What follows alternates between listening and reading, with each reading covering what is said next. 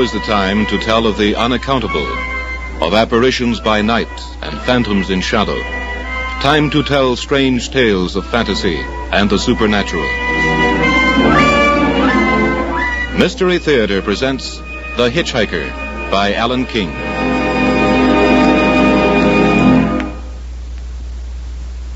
The stretch of road between Bainville and Bowden is about 15 miles. I used to drive over it about once a month with George Kirby. George was supervisor for the J.K. Land and Land Company, and we used to make a monthly inspection trip over his territory. We usually worked it so that we ran into Bowden at night. It isn't a big town, but there's a good hotel there, and we could always make it back to our hometown before dark the next day. We would take turns driving. When George was driving, sometimes I'd sit with him. If I was pretty tired, maybe I'd move into the back seat and sleep for a while. This particular night, about 6 months ago, he was driving and I was sitting in the front. It was a poor sort of night. It had been raining and there were patches of mist that came at you when you least expected them. I'd been telling George about a farmer I'd met. This'll kill you. The guy looks me right in the eye and says, "Boy, you won't sell me one of those things. I invented one myself 10 years ago." Did you see it work? Sure, he showed me. You should have heard the noise. Sounded more like a young threshing machine. You gotta hand it to those farmers. You know, those guys can make anything and fix anything. Well, I remember once in Indiana someplace. George, Yeah, look out. There's someone in the... Where?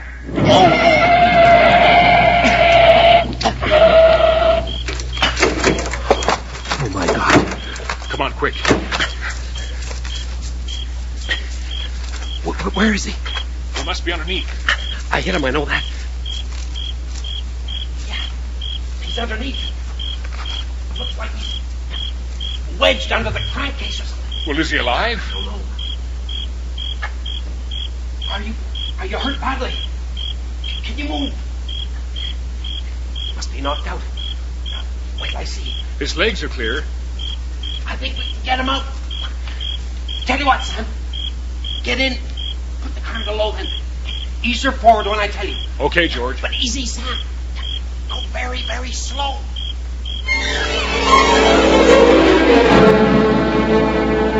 We got him out. I'm not sure if he was alive. His face was all mucked up with gravel and oil.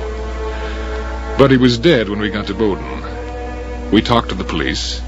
There was an inquest later. George wasn't held. It was an accident. George Kirby and I went about our business.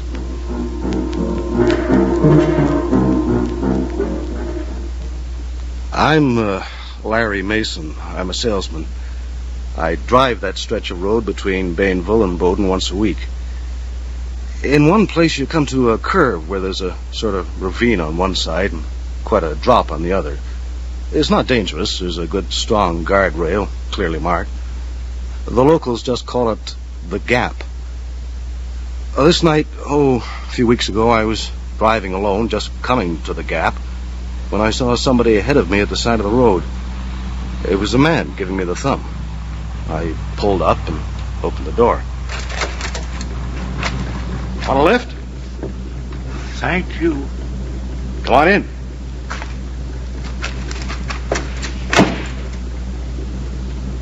Going down to Bowden? Yes. Be there in 10 minutes.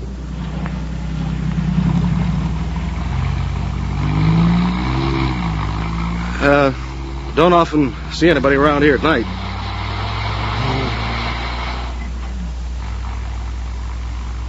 Cigarette? No. Thank you. Think I'll have one. Don't blow that light out. Huh? Hold it there a moment. Well, what's the matter? Why are you looking at me like that? It's all right. You can put it out now. Well, thanks. What is your name? Larry Mason. Why? You're not the man. I'm not what man? I'll know him when I see him. Well, who is this man? What do you want him for? He killed someone. Killed someone? It was here, on this road. He ran him down and killed him. Oh, an accident. They said he wasn't to blame, but he was driving the car. The man was just standing there, hitching a ride, just as I hitched a ride with you. Well, maybe it was foggy or something. A driver should be careful in a mist. Look, suppose you find this guy, what are you going to do? Kill him. Wait a minute, you can't go around killing people like that. They said it wasn't his fault, didn't they? Yes, but I know better. I will find him. I didn't like it. I was sure the guy was batty. Anyway, he didn't say any more then. He seemed to shrink back in his seat, almost as if he wasn't there. I stepped on it. The sooner I got to Bowden, the better I'd like it. Just as we were pulling up, I spoke to him again. Look, about this guy you say you're looking for. Yes. You're not really going to kill him, are you? Yes, I am. But why? Because he killed me. What? I'm the man he ran over in his car and killed.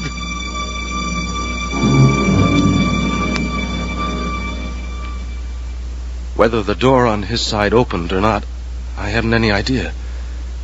But I do know that suddenly he was gone. I just sat there. I lit a cigarette and kept telling myself the guy hadn't been in the car. He hadn't talked to me. And all the time I knew I didn't know what I knew. I threw the cigarette away and went in for a coffee. Biddy Kirk was behind the counter with the usual grin all over her fat face. Hiya, Larry. Hi, Biddy. Coffee? Yeah. And what else? We got some nice... Hey, what's the matter with you? You look like you want something stronger than coffee. Coffee will do. Nothing to eat. Are you sick or something? No, I'm not sick. Okay. Here you are. Here's your coffee. Thanks. Look, are you sure you're okay? You don't look very good. I'm okay. Say, Biddy. Yeah? Do you remember about... Oh, I guess it must have been a few months ago. There was a Hi, Biddy. Chuck. Larry. Hi. How's the coffee tonight, Biddy? Strong enough for you. Swell. Coming up. Anything to eat? I don't know. I'll drink the coffee first. Okay. Here. Well, call me if you want something. Gotta get back in the kitchen and get some sandwiches made. You just drive in from Bainville? Yeah. Why? Oh, I just wondered. What's on your mind? Lose a big order or something? No, I gave a guy a lift down here. So what? So did I. Do it all the time. What's new about that? There's something funny about the guy. I picked him up just the other side of the gap. Gave me the creeps. Wait a minute. What'd this guy look like? Oh, pale sort of hair, dead-looking, grayish sort of face. Yeah? Go on. He talked about an accident. I lit a cigarette and he sort of peered into my face when I struck the match. And then he said, I wasn't the guy he was looking for, or something like that. Where did you drop him? I brought him right into Bowden. Stopped the car and he was gone just like that. Larry, I picked up that guy myself. Just the other side of the gap. I shouted at him. It wasn't the same man. He was kidding me. It wasn't possible. But the description tallied. The only difference was he'd only ridden a couple of miles with Chuck and hadn't said anything about the accident. Accident? What accident? I'll tell you in a minute. First of all, when I'd brought him into Bowden, how did he get back to the other side of the gap in time for you to pick him up? You were right behind me. He couldn't. Not unless he's got a twin brother. Or unless he's a ghost who likes hitching rides. Yeah. That's about the only explanation. Hey, what is this? You trying to tell me you believe... Just a minute, chum. Biddy? Yeah? Getting hungry out there? Can you come out a minute? Sure. What'll it be? Corned beef on rye? Biddy, I want you to tell me something. Can you remember an accident between here and Bainville? Oh, I can remember plenty of them. Oh, yes, I know, but this one... Well, I don't know the name of the man who was driving. I don't even know when it was, but He hit a hitchhiker. A hitchhiker? Can you remember it, Biddy? Sure, yeah. Yeah, that was George Kirby. He was driving, not very long ago. And Sam Henderson was with him. Yeah, they have the inquest up in Bainville. Yeah. It was a misty night, I remember. George said at the inquest he couldn't see very well, and he hit this guy before he even saw him. Who was the guy he hit? Do you know? Oh, he lived up by the Gap. I didn't really know him. Seen him in here a couple of times. He was a writer or something. But what's all this about? Well, what did he look like? Pale sort of guy. Looked like he needed a good meal. Kind of mousy-colored hair. That sounds like... What sort of a voice had he? Oh, I don't remember. Yeah, kind of quiet and slow, I think. That's what I wanted to know. Okay, thanks, Biddy. Anything to oblige. I guess I'll go back to my sandwiches. Give me a shot when you're hungry. Okay. Come on, Larry, what is all this? Chuck, the guy you and I picked up is the guy George Kirby ran over and killed. Are you out of your mind, Larry? He's dead. Dead or not, the guy I picked up looked right into my face and said he was after the guy who ran him down and killed him. And you're making this up. And when he found this man, he was gonna kill him. I don't know how long we sat there arguing it out. In the end, we didn't know whether we were sane or crazy. We had all the facts. They'd only fit into one pattern. And that pattern was impossible. In the end, we did come to one conclusion. It seems to me, whatever way you look at it, this George Kirby may be in danger. Yeah, but from what? Or from whom? Somebody's threatening him. Or trying to scare him. Somebody pretending to be a ghost. There must be two people pretending to be a ghost. There's one thing certain. The man you picked up tonight can't be the same man I picked up. It's not physically possible. Chuck, I don't believe in ghosts any more than you do. But what happened tonight can't be explained. It must be. Well? Maybe these two men we picked up were twins. Triplets. The third one was the guy who was killed. Well, that's fantastic. Is a ghost any less fantastic? No, but... Well, anyway, we gotta warn this guy, Kirby, that someone's after him. We don't even know him. Oh, we can leave a message with Biddy. Give her a shout. I want something to eat anyway. Oh, Biddy, how about a sandwich? Getting hungry now, eh? Yeah, give me a corned beef and rye and a dill, and another cup of coffee. Now, how about you, Larry? That'll do for me, too, I guess. And, Biddy. Yeah? Will you be seeing this, George Kirby sometime? Don't guess so. He comes in pretty regular. Could you give him a message? Sure. What is it? Well, just tell him that... Well, we found out that somebody's threatening him, see? Threatening him? Who is? Well, we don't quite know. Tell him not to pick up anybody between here and Bainville. I don't get it. It's all right, Biddy. He's in danger. And we don't know him, so the only thing we can do is leave the message with you. Well, I'll tell him. But he'll probably laugh in my face. Well, maybe he will. But tell him anyway, see?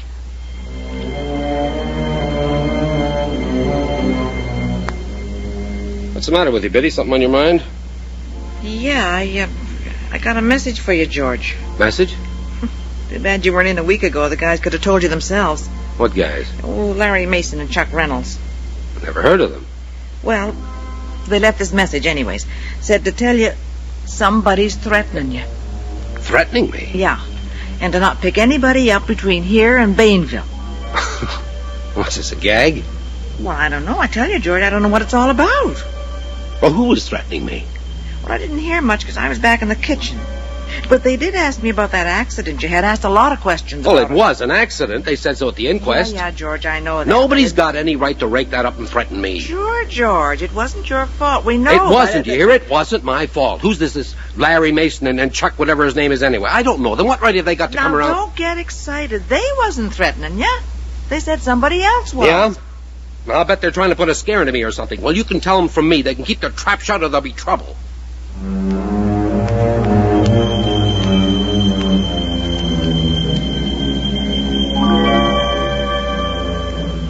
The next time I saw Biddy, I heard how George Kirby had taken the warning. That's what you get for trying to help somebody. Anyway, I'd done what I could. And as the days went by, I began to feel as though I'd dreamed the whole thing. It was all too fantastic.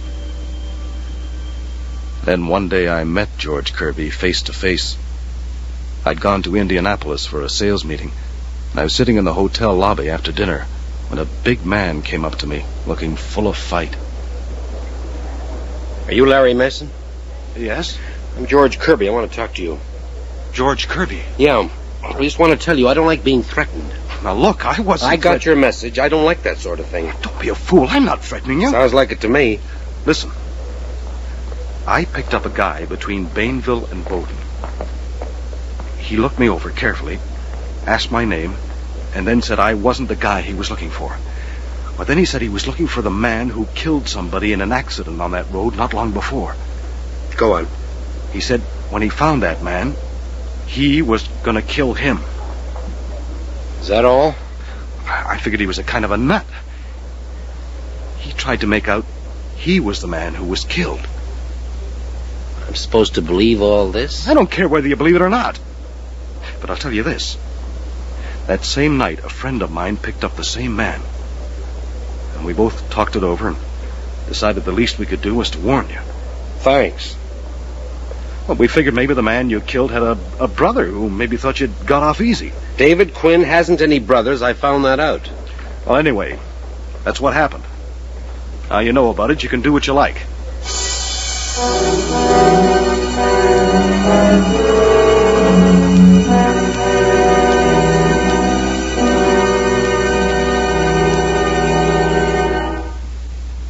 The way he treated me, I didn't care what happened to George Kirby.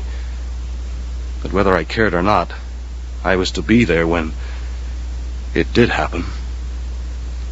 And because I was there, I found myself giving evidence before a coroner's jury. A jury inquiring into the death of George Kirby. Now, Mr. Mason, will you tell us what you saw on the night in question? Well, I was driving from Bainville to Bowden. I guess I left Bainville about 11 p.m. Did you see the Kirby car? Well, there was a car ahead of me. I could see its taillights. But I didn't know then whose it was. Yes, go on. As a matter of fact, it passed me. I could see it for a while, and then it went around a curve, and I lost sight of it. But when did you see it again?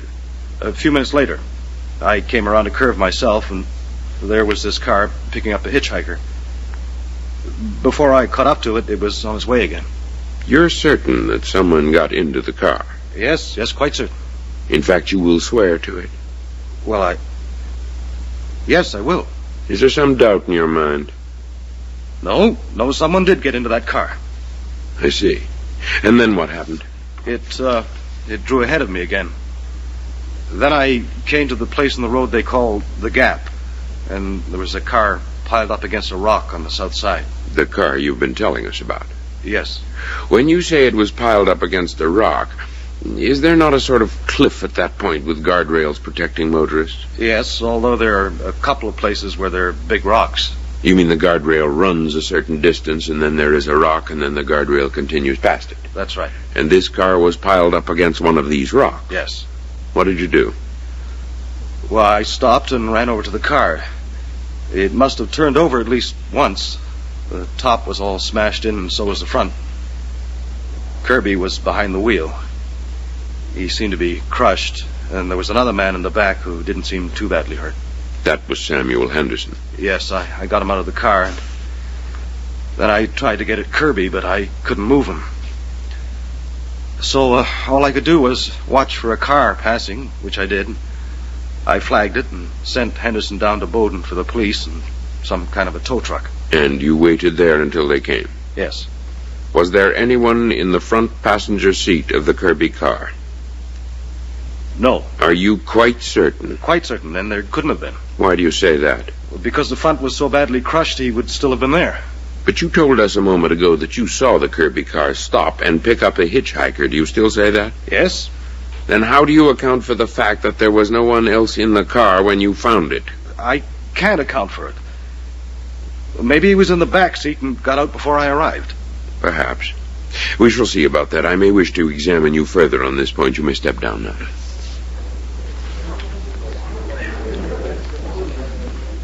Mr. Henderson, you were riding with George Kirby on this trip? Yes, sir. Will you tell us what happened after you left Bainville? Well, I was dozing in the back seat. We take turns driving. I was asleep, I guess, till something woke me up. What was that?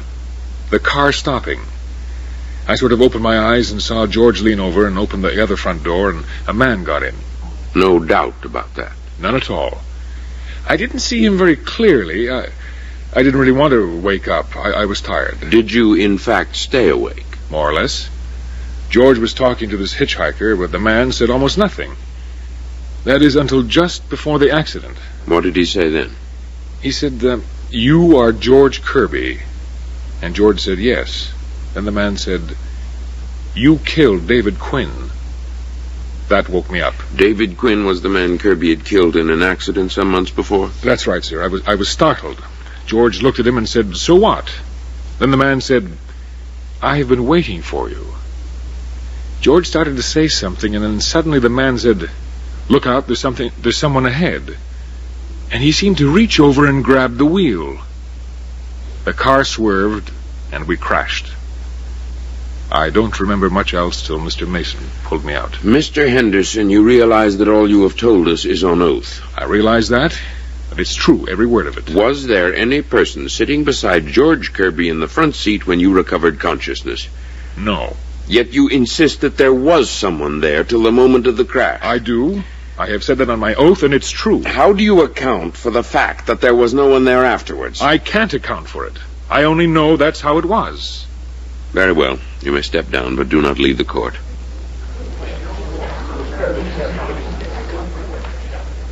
You are a trooper with state police? Yes, sir, I am. I understand you were called to the scene of the accident in question between 11 and 12 at night. Yes, sir. What did you find on arrival? I found the Kirby car piled against a rock on the south side of the road. It had hit the guardrail and bounced off it and then turned over. Mr. Mason was waiting for me. I found George Kirby pinned behind the steering wheel, apparently unconscious. I had brought up a truck from the police garage, and we had to use tools to get the door off on the driver's side so we could get Kirby out. How badly was he injured? He was dead when we got him out. What did you do then? I took a statement from Mason, and then I went back and examined the marks of the car on the road. I saw that it had apparently swerved right over to the guardrail. How do you come to that conclusion? By the skid marks. Kirby must have applied the brakes, and they left marks. Did you examine carefully the front of the car and the roof? Yes, sir. The whole front and top had been smashed.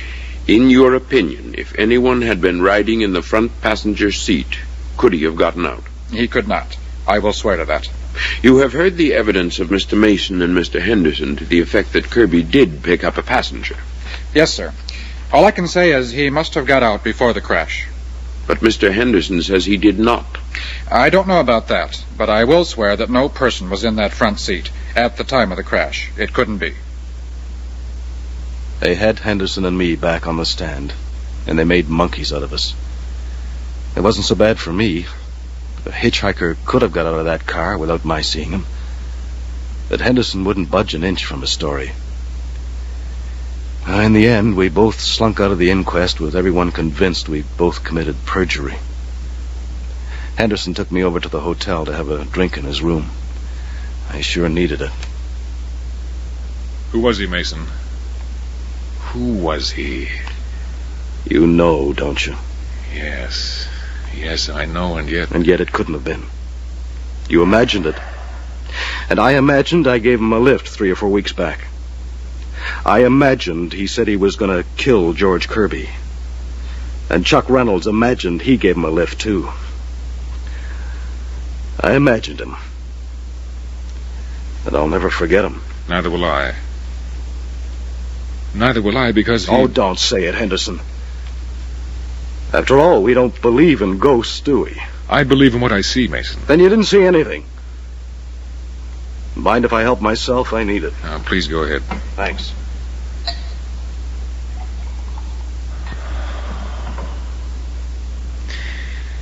There's just one other thing I didn't tell them at the inquest. What was that? Where the hitchhiker grabbed the wheel and swerved the car. Well? It was precisely at the spot where David Quinn was killed.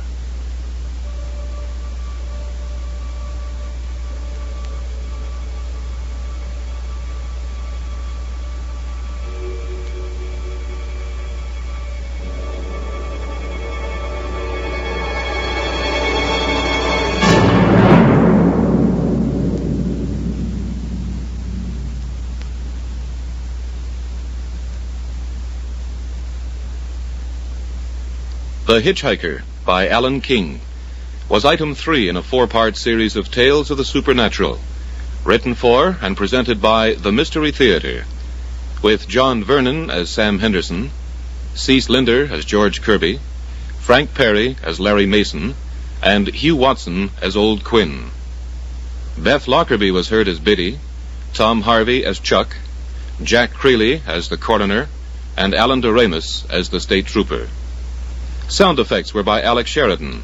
Technical operation by John Skillen. This is Bill Lawrence speaking.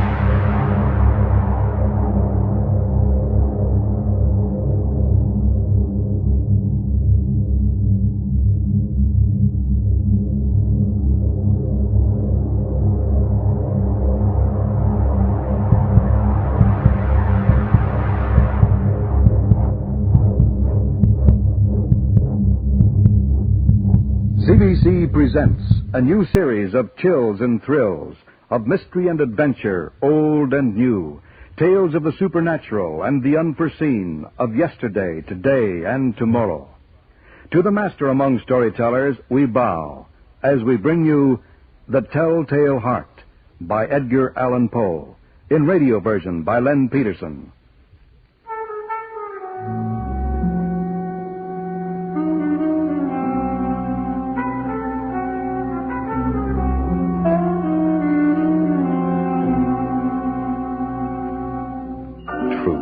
Nervous, very dreadfully nervous I have been and am. But why will you say that I am mad? The disease that sharpened my senses, not destroyed, not dulled them. Above all, my sense of hearing.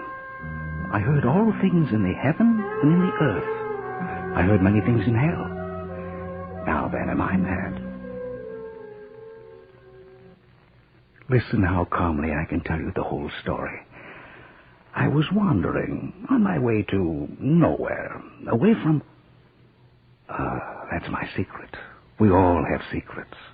And I came to the old man's place on the edge of this town and asked for a dipper of water.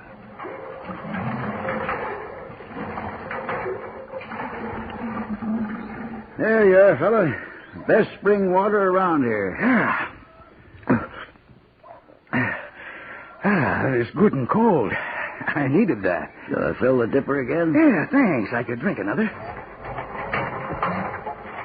Have you come far?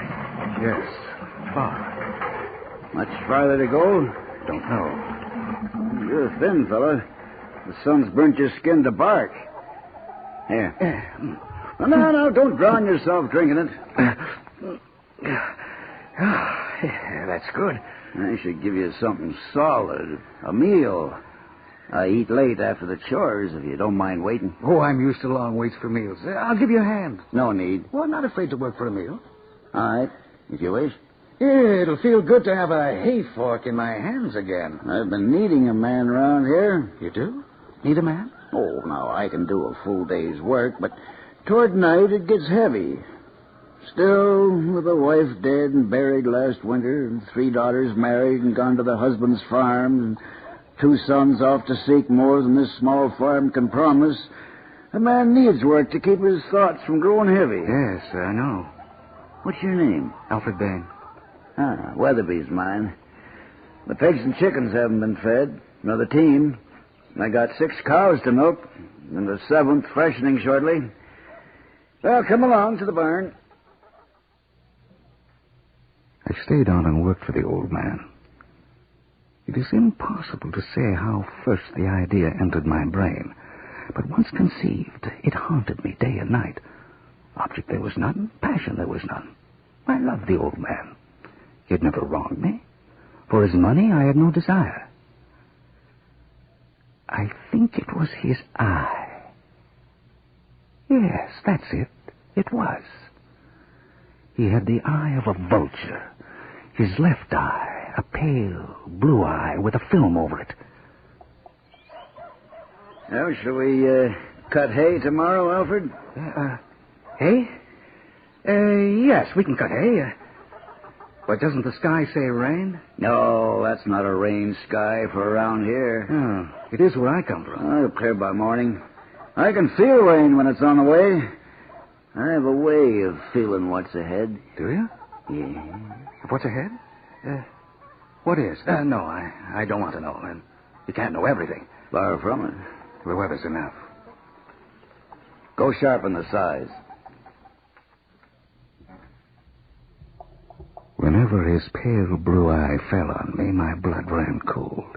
And so by degrees, very gradually, I made up my mind to take the life of the old man and thus rid myself of the eye forever. It was an evil eye. But Weatherby was very kind to me. No one had been this kind.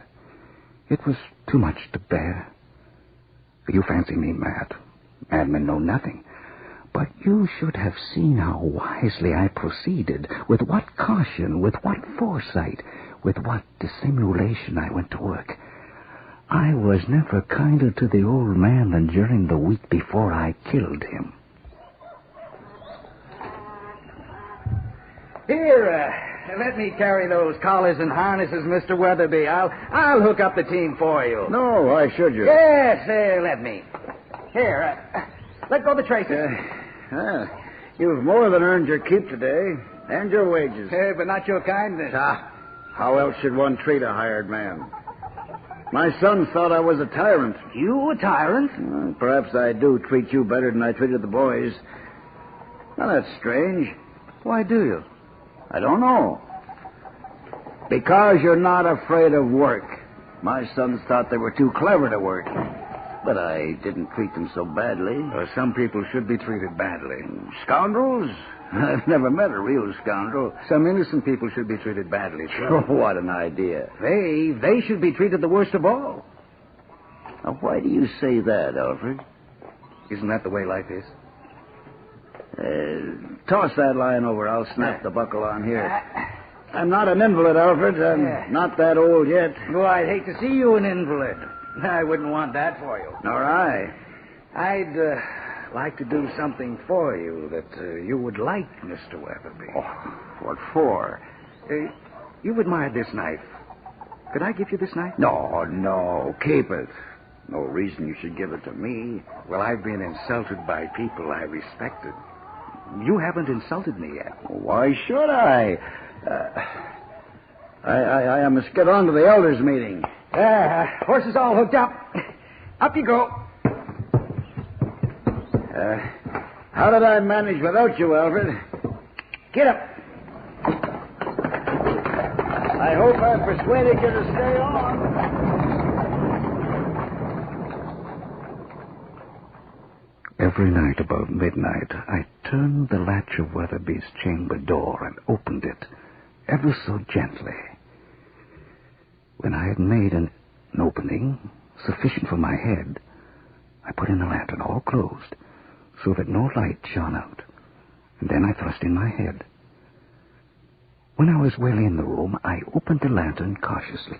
oh so cautiously, just enough to let a single thin ray fall upon the vulture eye. This I did for 7 nights, every night just at midnight. But I found the eye always closed, so it was impossible to do the work. For it was not the old man who vexed me, but his evil eye. And every morning when the day broke, I went boldly into the chamber and spoke courageously to him.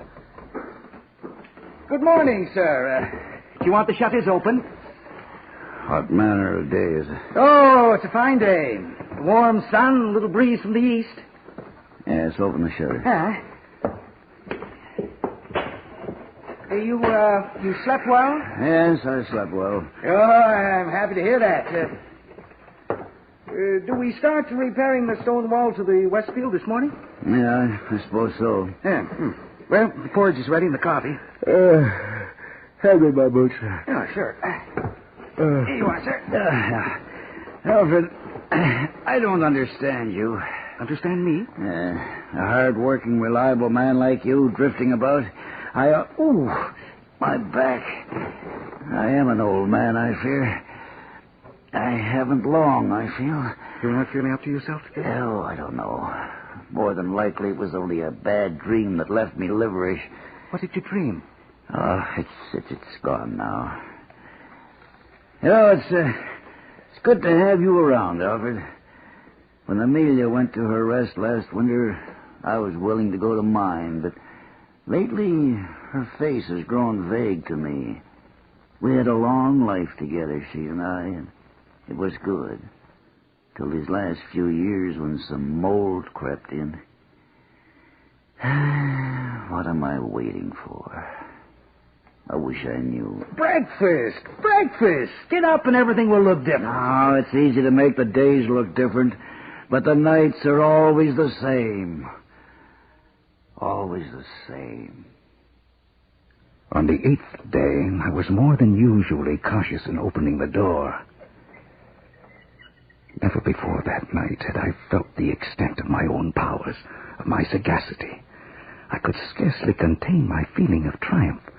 To think that there I was, opening the door, little by little, and he not even to dream of my secret deeds or thoughts. I fairly chuckled at the idea, and perhaps he heard me, for he moved on the bed suddenly as if startled. And now you may think that I drew back. But no. His room was as black as pitch. I knew he could not see the opening of the door. I kept pushing it on steadily. I had my head in and was about to open the lantern. Who's there? Who's there? I kept still and said nothing. For a whole hour I did not move a muscle. I did not hear him lie down. No, he sat up in bed, listening. Just as I had done night after night, hearkening to the death watches in the wall. It was not groan, nor pain, nor grief the old man made. Oh, no. It was the low, stifled sound that arises from the bottom of the soul, a groan of mortal terror. I knew the sound well. Many a night when all the world slept, it had welled up from my own bosom, deepening with its dreadful echo the terrors that distracted me. I knew what the old man felt and pitied him, although I chuckled at heart. Is it the wind? No. There's no one. What is it? Who's there? There's nothing to see or to hear. But I feel a presence. I've known you were coming for me. Death. The dark shadow. It's the wrong time. Before the crops are in. While I've still some business to arrange with people in the town. My house is not in order. Do not surround me this way. I opened a very, very little crevice in the lantern. You cannot imagine how stealthily, until a single dim ray, like the thread of a spider, shot from the crevice and fell full upon the vulture eye. It was open, wide, wide open, and I grew furious as I gazed upon it. All dull blue with a hideous veil over it that chilled the very marrow of my bones. But I could see nothing else of the old man's face or person, for I had directed the ray, as if by instinct, precisely upon the damned spot. Have I not told you that what you mistake for madness is but over-acuteness of the senses? Now there came to my ears a low, dull, quick sound, such as a watch makes when enveloped in cotton. I knew that sound well. It was the beat of the old man's heart. It increased my fury as the beating of a drum stimulates the soldier into courage. Why do you wait, Death? Why do you wait? You didn't hesitate with Amelia. She had a shawl half knitted. I have much half done, and less than half. I scarcely breathed. I held the lantern motionless. I tried how steadily I could maintain the ray upon the eye. Meanwhile, the hellish tattoo of the heart increased. It grew quicker and quicker and louder every instant. The old man's terror must have been extreme. I have told you that I am nervous. So I am. And now, at the dead hour of the night, amid the dreadful silence of that old house, so strange a noise as this excited me to uncontrollable terror. Yet, for some minutes longer, I refrained and stood still. The beating grew louder. I thought the heart must burst, and a new anxiety seized me. The sound would be heard by a neighbor. Stop it! Stop it! Stop it! What? Go away! Go! No! I threw open the lantern and dragged him to the floor. And pulled the heavy bed over him.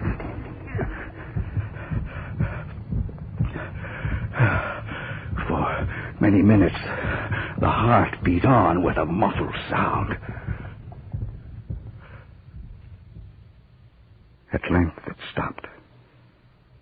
The old man was dead. I removed the bed and examined the corpse. Yes, he was stone dead. I placed my hand upon the heart and held it there many minutes. There was no pulsation. He was stone dead. His eye would trouble me no more. Oh, if you still think me mad, you will think so no longer when I describe the wise precautions I took for the concealment of the body. First of all, I dismembered the corpse. I then took up 3 planks from the flooring of the chamber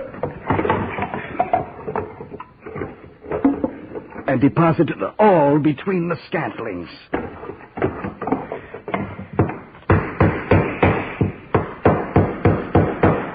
I replaced the board so cleverly, so cunningly, that no human eye, not even his, could have detected anything wrong. There was nothing to wash out, no stain of any kind, no blood spot whatever. I had been too wary for that. A tub had caught Hall. Old man under the planks, you were a good man. If I could have plucked out the evil eye without killing you, that is what I would have done. Don't think badly of me, Mr. Weatherby. I did you a good turn, too, ridding you of that evil eye. If I've done any wrong, it's because of that evil eye looking at me, giving me thoughts no man should have. But I haven't done wrong. I've done good, a great deal of good, and everything is just... Who? At the door? At 4 a.m?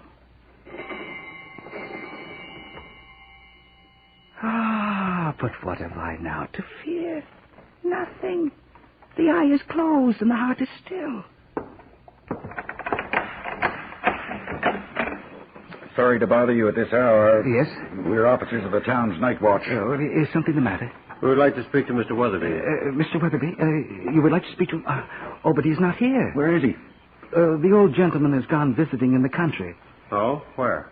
Well, that he didn't say when he left. Perhaps to one of his daughters. But he didn't say. His buggy is in the yard, and his horse is in the barn. Oh, yes. Well, he took a ride with some friends of his who were traveling the same way. What friends? Well, that I don't know. I don't know all his friends. Mr. Weatherby has so many. Uh-huh. You're his hired man? Yes. Yes, I've seen him around the town. What brought you here? A rainbow. What's that? Well, isn't everybody looking for a rainbow? One of the neighbors heard a shriek that sounded like trouble and came to the police office to tell us about it. We've been ordered to investigate. And search the house. The shriek. Oh, yes. Oh, the shriek was from a dream, a nightmare I was having. I dreamt the light from a lantern was shining in my eyes. Oh, but do come in. Mr. Weatherby will be pleased to learn the police give him such good protection. He has some valuable plate and coins in his cupboards. Come in. All right. How come you're dressed already? Dressed? Oh, I start my chore soon. Your name is Alfred? Alfred what? Bain, Alfred Bain. Go ahead, search anywhere. Go ahead. Well, I don't know what you're looking for or what you expect. Robbers? Oh, then you must make a careful search. Let me show you Mr. Weatherby's treasures. Perhaps you would like to see his chamber, too? Come with me, I'll show you. I'd hate to have trouble here while Mr. Weatherby's away. There's nothing wrong here. Oh, everything seems in order. Well, I am very glad you came and looked around. Is there anywhere else you wish to look? No, I think not. Well, sit down. Oh, don't go yet. Rest yourselves. Hey, look, sit here. And here. I'll fetch a chair for myself. How well you've done your duty. I must commend you. Oh, no, the light of that lamp will be in my eyes there. I'll put my chair here. Well, how fine it must be working as police officers, protecting the townspeople from theft and robbery and violence. No, it's a living. I've often wanted to be a police officer. Have you? Well, my senses are very acute. I hear the most minute sounds around me. I am very sensitive to everything. Perhaps I shall still end up a police officer. That will suit me admirably. When will Mr. Weatherby be returning? Oh, well, I don't know. Shortly, I hope. There's the oats to cut if this hot sun stays with us. Yes, the crops are good this year hereabouts. Yeah, excellent. Mr. Weatherby is very pleased with his. He says I brought him luck. A hired man does that sometimes. Oh, but I cannot take credit for that. Mr. Weatherby speaks well of you, I hear. Does he? Does he? And Weatherby in the past has been hard to please. Here, have a pipeful of tobacco from my pouch. Oh, no. Please do. Well, thank you. We're not supposed to smoke on duty. But the full watch without a pipe is a long time. We'll have to trust you not to inform the captain, huh? The officers were satisfied. My manner had convinced them. I was at ease, with my chair upon the very spot beneath which reposed the corpse of the victim. The officers sat and chatted of familiar things, but ere long I felt myself getting pale and wished them gone. My head ached, and I fancied a ringing in my ears, but still they sat and chatted. The ringing became more distinct. It continued and became more distant. Yes, the new street lamps in the town have made our job a little easier, more pleasant, especially on the very dark nights. But I'm sure, but out here at the edge of town there are not many lamps, and there should be more, several more at least. Oh, someday. People are always stumbling into holes and hurting themselves. One day someone will break a leg. But these things take time. Town has come a long way. Indeed. Yes, I like this town. I hope I can settle here. Well, why not? Yes, well, why not? Mr. Weatherby certainly needs a good man. He's growing too old to do much of the work around here himself. That's exactly what I feel, exactly. Mr. Weatherby needs someone, and why not me? Yeah. He and his sons couldn't get along, you know. Oh, the fighting that went on. A difficult man. I don't understand that. He and I never had an argument. We've gotten along very well, scarcely a cross word. Well, you must be a rare fellow. No, it is Mr. Weatherby who is the exceptional man. Well, he's had his troubles. His whole family leaving him, his wife dying, and the aches and pains of old age, and losing the sight of his left eye. His left eye? He is blind in that left eye? You didn't know? No, I did not. That's why it stares that way. and sometimes wanders on its own. He can't see out of it? His left eye? Not a speck. No doubt I grew very pale.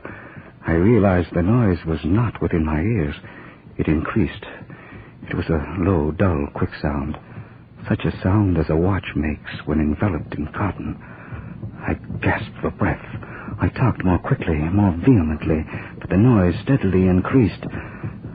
I arose and argued about trifles in a high key and with violent gestures. Why would they not be gone, those officers?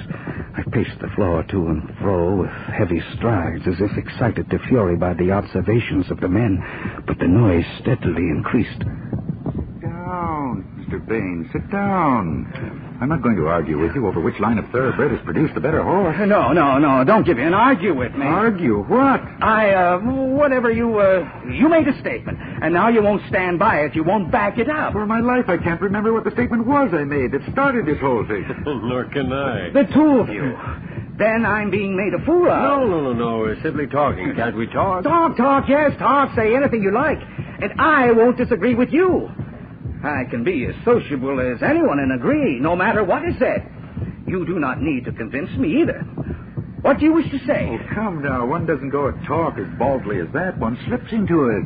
I like to talk and slide into it of its own accord, don't you? Do I? I don't like talk that's too careful either, or touchy. Easy talk is what I like. Yeah, easy talk. And a fire and smoke. Oh, stop it, this chatter. And the smiles, those smiles, yours and yours. Is it possible you don't hear that? Hear what? Listen to it. Louder, louder, louder. What? You hear, both of you. You suspect. You know. You are making a mockery of my horror.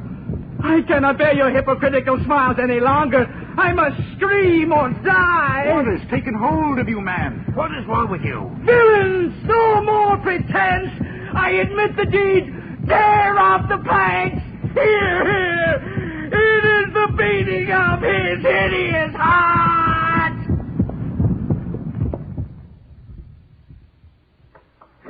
It has stopped. Here, let's see what's under those planks. It has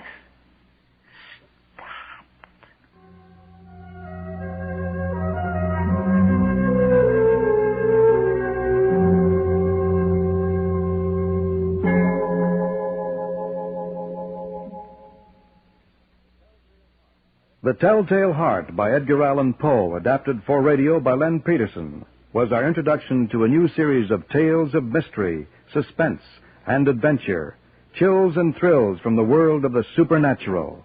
In the cast, Claude Ray as Alfred Bain, Douglas Master as Mr. Weatherby, with Murray Westgate and Cease Montgomery as the two police officers. Sound effects were by John Sliz. Technical operation, John Skillen. The Telltale Heart was a CBC Toronto production. Don Sims speaking.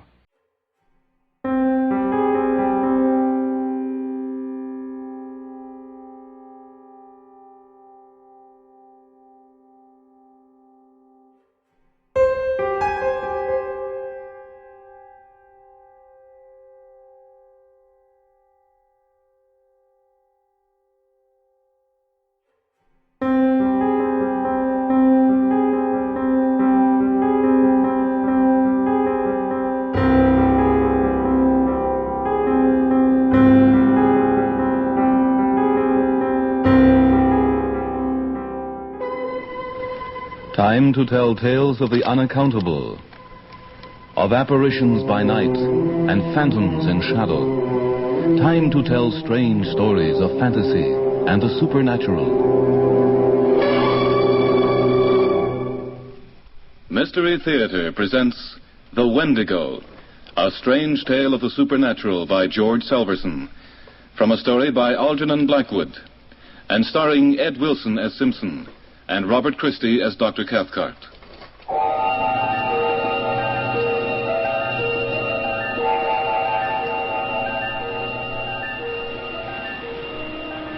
There's an explanation. An explanation. They say it carries you along. It comes and calls and carries you along. Doctor. It comes and calls to you out of the silence in the voice of the bush, the voice of wind and water and the cries of animals. Doctor, please. The perfume of it drenches you, chokes you, sickens you. The perfume of the dead and stinking vegetation. And you have to go. It calls you, carries you, rushes you away through the bush so that your feet burn like fire. Doctor, don't, It please. carries you in great leaps to your destruction. Your feet burning, the wind bursting the blood vessels behind the eyes. And then you become an animal, a living, dead thing, like the thing itself. Will you stop it, Doctor? And then it drops you, and you stagger away to die. Doctor, stop it. Remember what you told me. There is an explanation.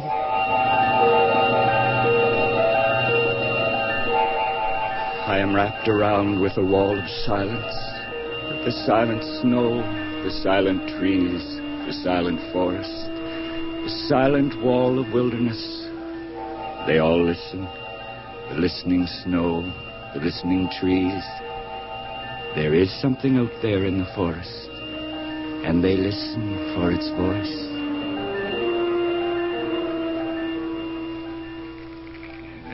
Then there was the time of the wolf in Rat Portage. They tell this story many times of Defago. The time I fight the wolf with his bare hands. Shall I tell you that one, huh? With your bare hands? Go on, Defago. We don't doubt your fallacy for a moment. Thank you, Doctor. Punkwa, where's that old Indian? I was here a moment ago. Punkwa, come back here and stir up the fire. Well, what about this wolf? I'm sorry for this one, I tell you. This wolf who makes the big mistake. He picks a man who is afraid of nothing, who knows the woods better than the wolf himself.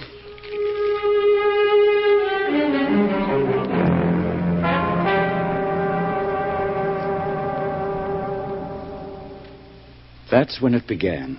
Defago the guide in slouch hat and moccasins, spinning his yarns by the campfire. A breath of wintry wind stealing out of the forest to rustle the tent flaps and stir the blaze. Our Indian cook somewhere in the shadows. Dr. Cathcart watching Defago with cynical eyes. And the fourth of our hunting party, myself, Ray Simpson, nervous and tense, as though expecting the thing that was about to happen. I come many miles in the snowshoes that time. I'm very tired. I say to myself, Defago, my boy, you will sit here a while. You'll rest. But then I am sleepy. And what do you know? I am sound asleep in the snow. Now, this is not at the best of times, the very best of ideas, you understand. What do you think? Along comes this Mr. Wolf. And he looks at me and he tells himself, how magnificent. What a triumph. Here is a man, says Mr. Wolf, who's overcome by the cold. And what a pleasant meal I will make of myself. But he is so wrong. I open my eyes, and there is Mr. Wolf looking into my face with his long white teeth already. So I say...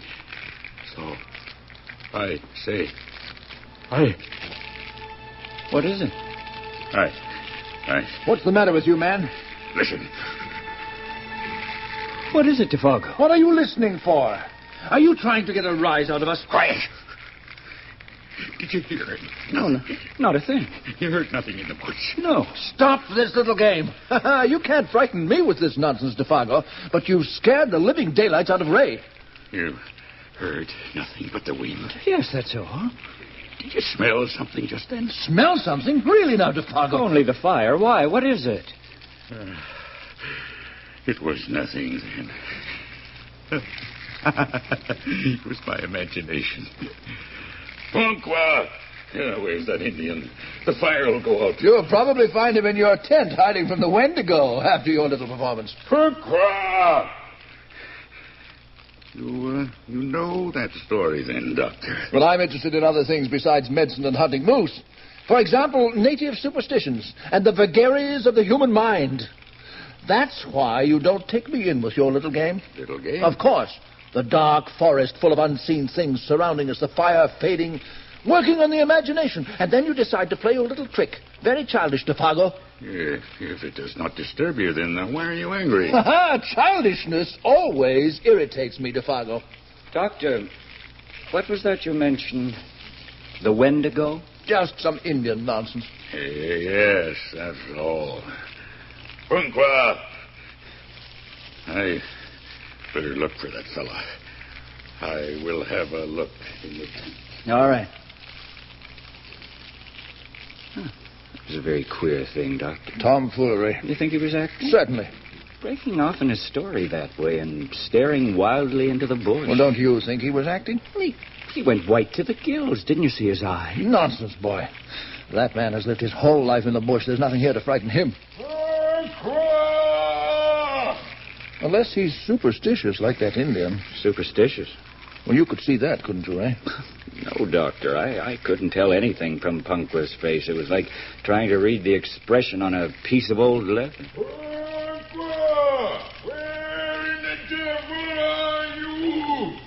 He didn't want us to come up here. Said we wouldn't find so much as a fresh trail of moose anywhere in the 50-island water country. Well, we haven't. We will. It's funny. What? Well, this afternoon when Defago went off into the bush looking for signs of moose, I couldn't help thinking, Doctor, what would we do if he didn't come back? What do you think we'd do? We'd go home without him. Do you know the way? You're talking foolishness, Ray. Why would Defago disappear? He didn't. He's here. Yes. All the same, I had a feeling of what it would be like to be alone, at the mercy of all this desolation that takes no notice of man. You old fool. Superstitious fool. What is it, Defago? It's the old fool. That's what it is. Where is he? What's he doing? It's what we will be doing. From now on, we have no cook. The hunters will have to be cookers, too. Why? What's happened? Superstitious old fool. He's taken one of the canoes. What for? Where's he going? I know that one. He is gone. He's gone. Home. Then it's your own fault. Probably scared him witless with that little game of yours. But, Doctor... Now you'll have to figure out how we get along without him. Well, as for me, I'm turning in. We'll be up with the sun, Defago, and I'll expect less nonsense and more results tomorrow. Good night, Doctor. I'll be along in a minute. Defago, what was Punkwa afraid of? Who knows? Sometimes in the wilderness, men become sick with a strange fever, a fever which makes them mad. Maybe he's afraid of that. Do you hear something? Only wind? Yes, only wind. Good night. Good night, Defago.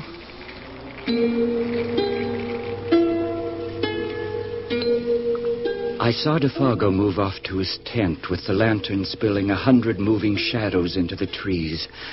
I lay beside Dr. Cathcart on the bed of balsam boughs, and I felt a shadow lying between us.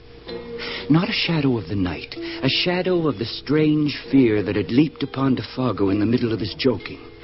It crept through the canvas from the world of crowding trees. I felt in my soul the profound stillness of a primeval forest when no wind stirs.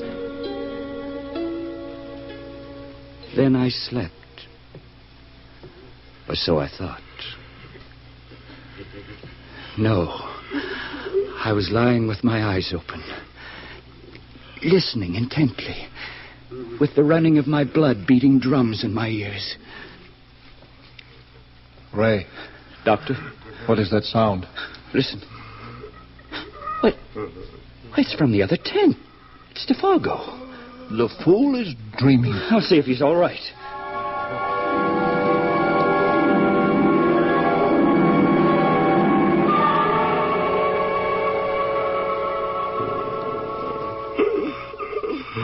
Defago. Defago, what's the matter? Are you awake? Defago. Defago, you're dreaming.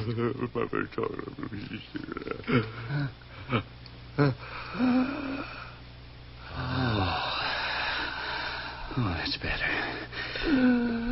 What is this? A man sobbing like a child while this whole awful wilderness of woods listens?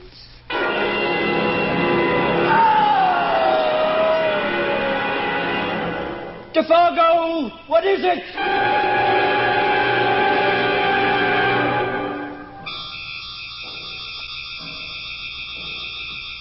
Doctor. I hear it. What is it? Quiet! Something's happening to Defargo. Keep still. I'm going out. No! Let go. Stay where you are. I've got to help Defargo. Will you stay where you are? Will you keep quiet? Listen.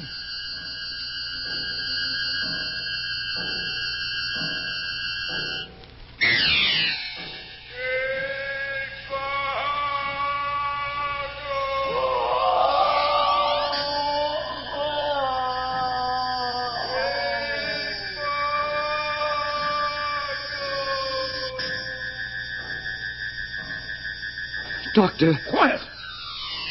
Fire! Fire! Oh, fire! Oh, my burning feet! Oh, fire! Oh, fire! Oh, my burning feet! Oh, my burning feet! My burning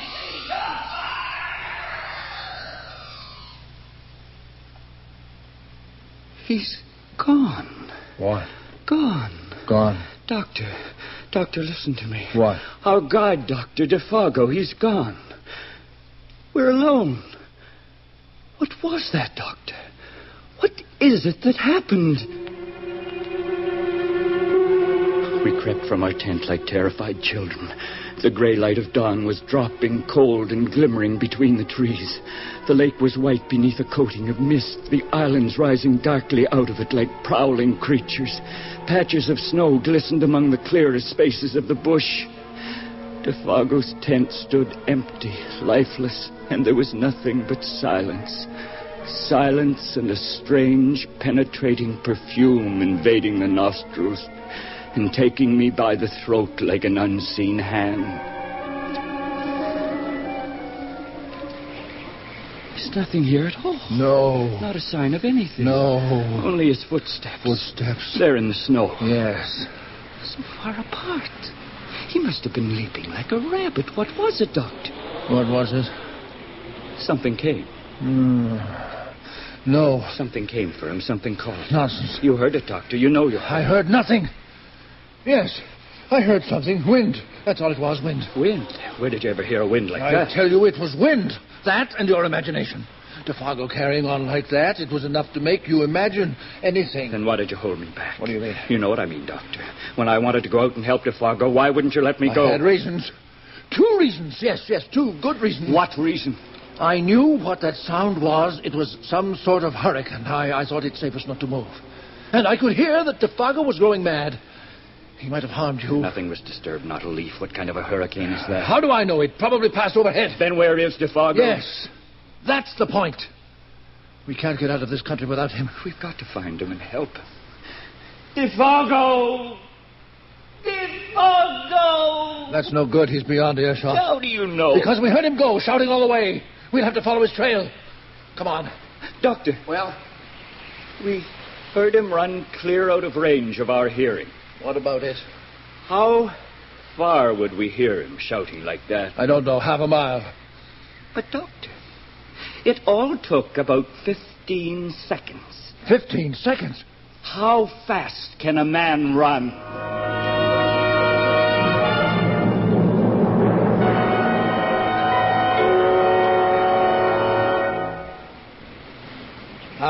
There's the end of the trail. No more snow. Trees are too thick for it here, and of course that's the way he chose to run. How will we find him? He must have been tearing himself to pieces rushing through the bush like that. We've got to keep going. No, this is no use. We'll only lose ourselves. Without Defargo, we're lost anyway. We've got to keep after him. No, listen to me, Ray. Defargo! Nothing. Now listen, Ray, we must stop running around like frightened, superstitious women. And what do we do? We're going back to camp. We're going to organize ourselves for a systematic search. You're so rational. You're so ready with explanations. How do you know we'll ever find him? He can't be far. How can you explain it all away, Doctor? His rushing away so fast, the crazy words he was using, that perfume in the air and that sound, you can't explain Ray, that. There's an explanation for everything. We are going to keep our heads, or we'll lose them like Defargo. Now, let's get going. The second time we set out from camp, we took food and matches. Dr. Cathcart carried the new .303 rifle, of which he was so proud, and I took a hatchet, blazing the trees as we traveled in a wide sweep in search of Defago's trail. Ray! What is it? Come and look. Here it is. We found it. Yes. Those are the tracks of human feet, sure enough. Defago's, of yes. course. But what's this beside them? Beside them? Yes, look here. Animal tracks. There you have your simple explanation for the whole affair, Ray. Why? How does that explain anything, Doctor? Those big marks have been left by a bull moose. Now I know what happened. Well? The wind against it, the moose blundered into camp. It uttered a cry of alarm, which we heard in the wind. Defago heard it, too, in his sleep. Remember the nightmare he was having? Yes, but why did he... He's a superstitious fellow. And that Indian had filled him with stories about the Wendigo. He suffered a temporary derangement, perhaps nothing more than panic. And now he's tracking the animal. Yes, could be. We have nothing more to fear. Let's take a breather. And a bite of food before we go on. Oh, you were right. You were right. There is an explanation for everything, Doctor. And if you knew the kinds of explanation that have been going through my mind... I know. Here. Take a couple of sandwiches. Thanks, Doctor. Got the water there and parched. Here. Thanks.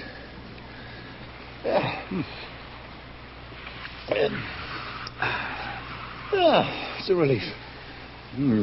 That's the second time you've mentioned this Wendigo thing. What is it, Doctor? Oh, holy nonsense. Is it an Indian legend of some sort? About the size of it. Oh, it's funny the comfort I feel.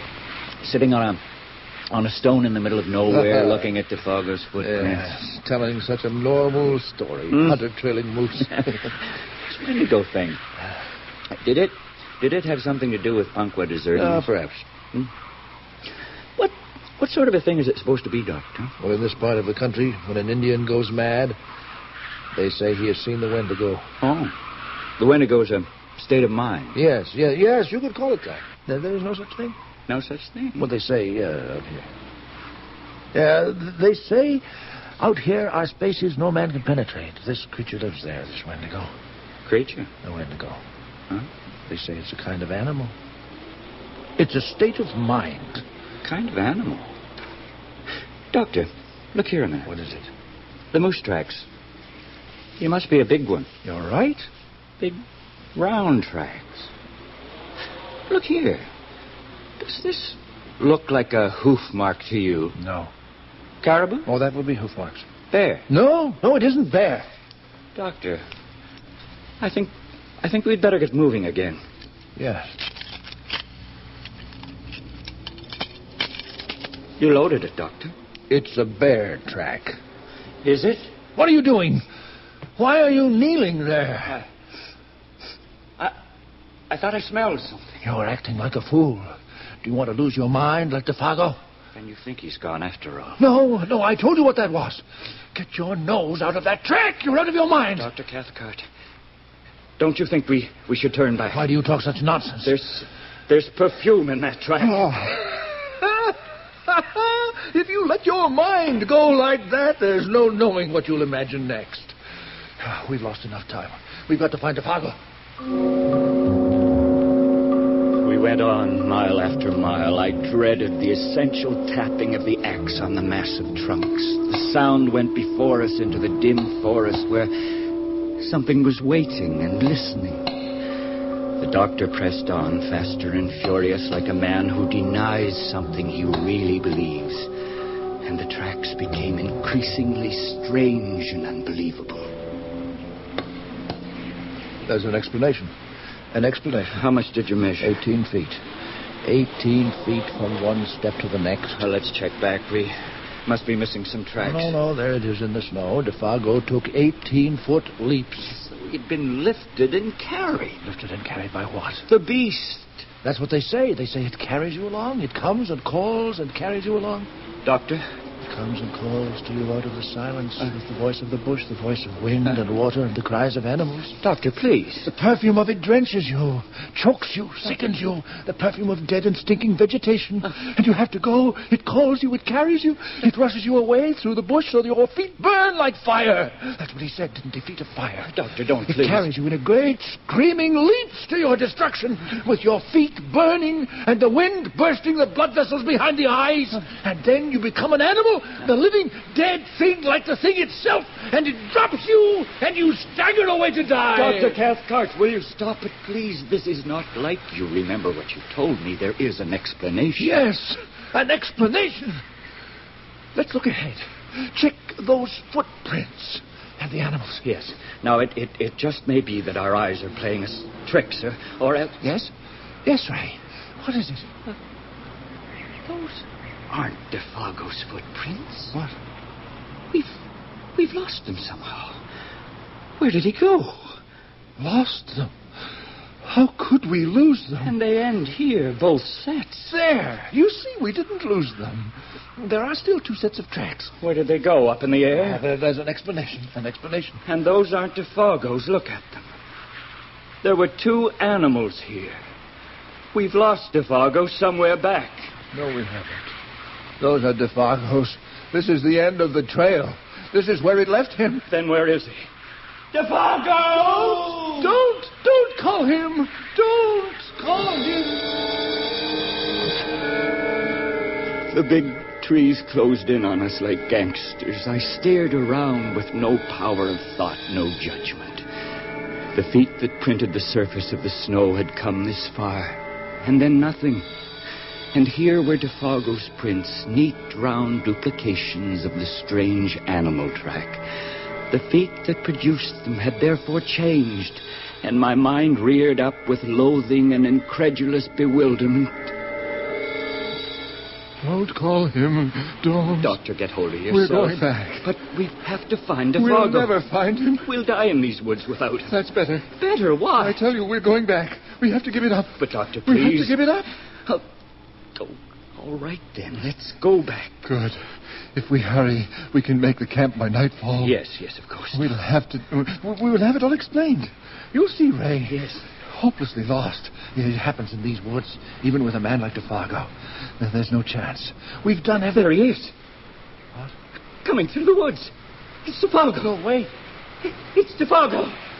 Defago! It isn't Defago. It is Defago!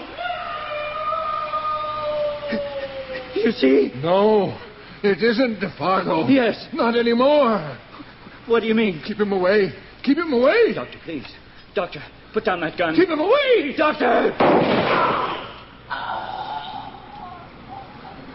You're out of your mind. It's all a lie. Give me that gun. All a lie. Superstition, I defy you. Doctor, control yourself. All in the mind. You're nothing. Here it comes, and it's nothing. Listen to it come. It comes for me. I'm coming. Oh, the fire. The fire. The fire.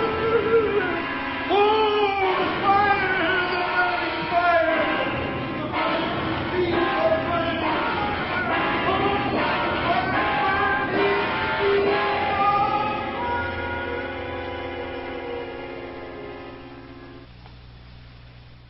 There's Defago here in the snow. He looks no different, except that he's dead.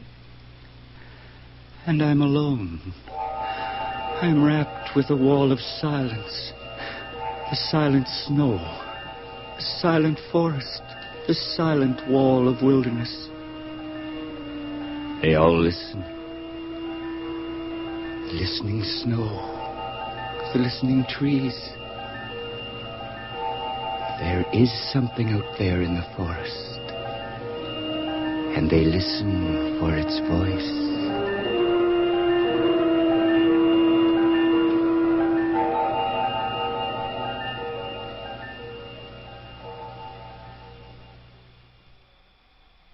Mystery Theater has presented The Wendigo, a tale of the supernatural by George Selverson. based on a story by Algernon Blackwood. In the cast, Robert Christie as Dr. Cathcart, Ed Wilson as Simpson, and Murray Westgate as Defago. Sound effects were by John Sliz, and technical operation by Robert Burt. This is Bill Lorne speaking.